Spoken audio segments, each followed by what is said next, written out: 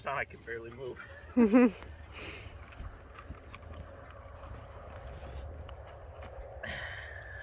try to hook her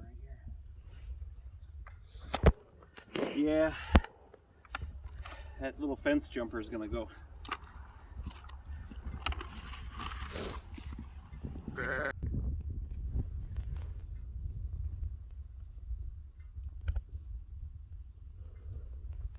Look at him.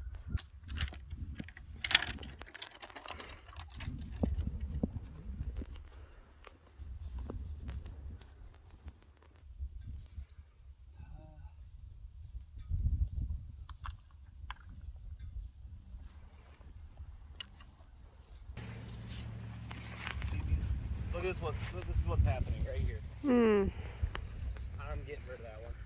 She's got to go. She's teaching that other one bad habits.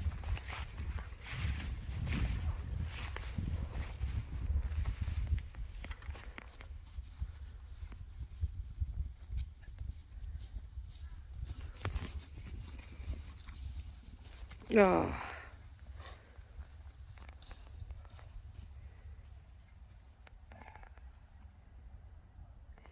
I think she knows you've got her number. Yeah, probably. She's teaching that other one bad habits.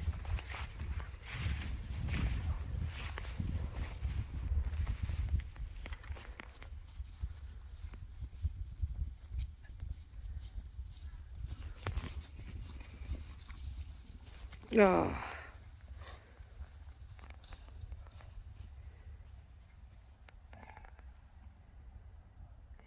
I think she knows you've got her number. Yeah, probably. There, Chief.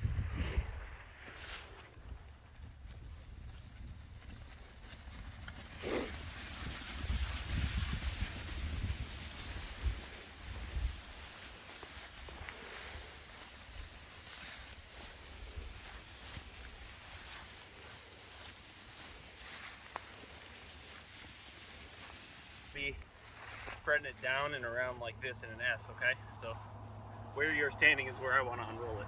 Okay.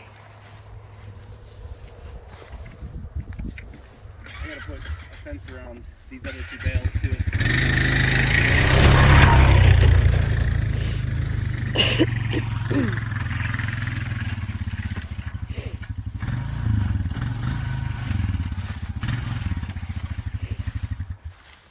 Come around this side if you'd like. This is the plan for this year, not necessarily the final plan.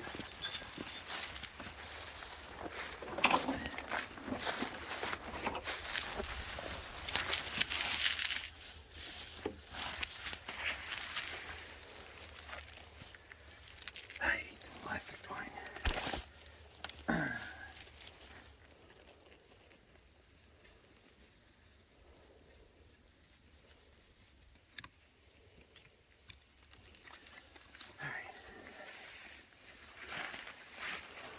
Look at him itching on the bale. I saw her nursing off her mom. Can't believe she hasn't weaned her yet. From the back again. Yeah, that's the danger zone. What I wouldn't give to get these without the plastic. So I get a whole long piece over here so it's easy to pull out from underneath it.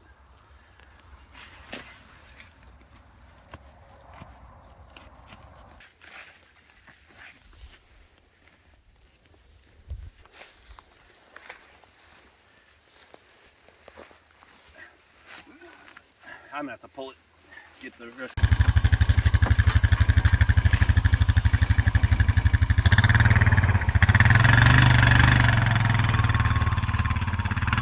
Oh, it's still got twine on it.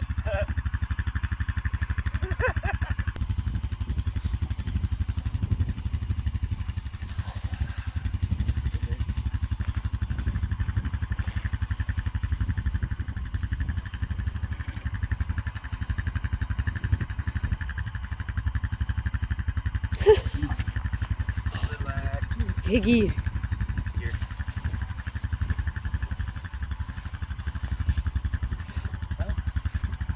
Try it again.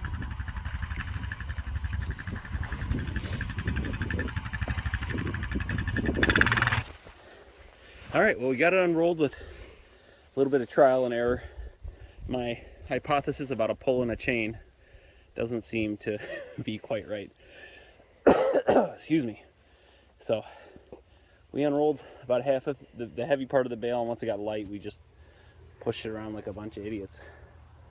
But they'll be in here for several days because we're gonna feed them the bale we unrolled, and this should take them, I don't know, a few days, 5 days to eat the little bit of forage left in this.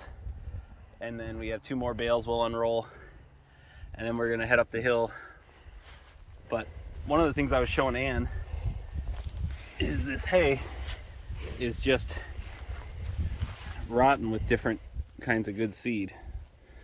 I mean, I count 1, 2, 3, 4, I think 4 or 5 types of grass seed in here. You can see this one little handful has just hundreds and thousands of seeds. So the way we're kind of rolling it out ahead of time is probably a little wasteful, but we've done it in a couple other spots and they seem to eat about 80% of it. And sheep seem to really like the seeds.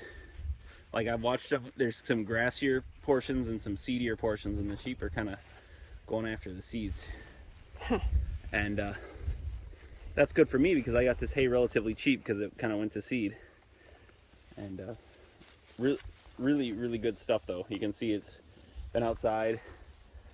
And show that bale out there. It looks kind of nasty on the outside, and the outer layer is probably not that great, but it's really good stuff inside. So the goal is we're going to invest a little of our hay money in some wastage, but we're going to continue to recuperate this field, which has needed the most help out of anywhere on the farm. And depending on how this little experiment goes, I may end up either buying a real bale unroller, or I guess breaking out the welder and making one. I don't know, whichever one. For what they're selling them for, I don't know. I don't know if I could beat it just buying metal, to be honest. But my hope to kind of cheap through this winter looks like it's going to be a lot more physical effort and grunting and swearing, because it didn't work that well. I have dreams of these bales up the hill. I'm just gonna cut them and roll them down the hill. There you go. And hope they don't skew off anywhere I don't want them to go. I don't know, but we've had good results. We're hoping to see more, and I am just gonna choose to invest the money I could have used buying more seed to kind of overseed this past year, and instead I'm gonna buy some more hay and do it this way. But we're kind of just in the late fall. This is middle of November. Anne's dying right now because it's 25 degrees out and she's not used to the weather yet, which is funny to me. But the animals all look really good though. You can see, like this one right here, she was born in May. Look how big and fat she is. This one was born, so this one with the brown butt, she's 2 years old, and look, these lambs are almost as big as she is. They look really fat. And actually you can see the really big fat round one with the brown butt is her mom. She took the same markings. And I think that's our oldest sheep now, the old run in the background. She's 4 or 5, I think we were saying. Yeah. She's had, but yeah. The only thing, I don't know if it'll make it into the film, is my daughter's bottle lamb is turning into a little fence hopper, and I think I'm gonna have to grab her up and get her out of here. She's straight ahead with the yellow tag in her ear. I think that one's gonna go. She's teaching the other ones bad habits. We'll sell her, and Madeline can buy another lamb, either from, I'll probably just take the money and give her one of my first, ewe lambs here, because that's going to be a ewe lamb too. Look how big this calf is now. I don't know how much. She is big. She's probably only 200 or 300 pounds, but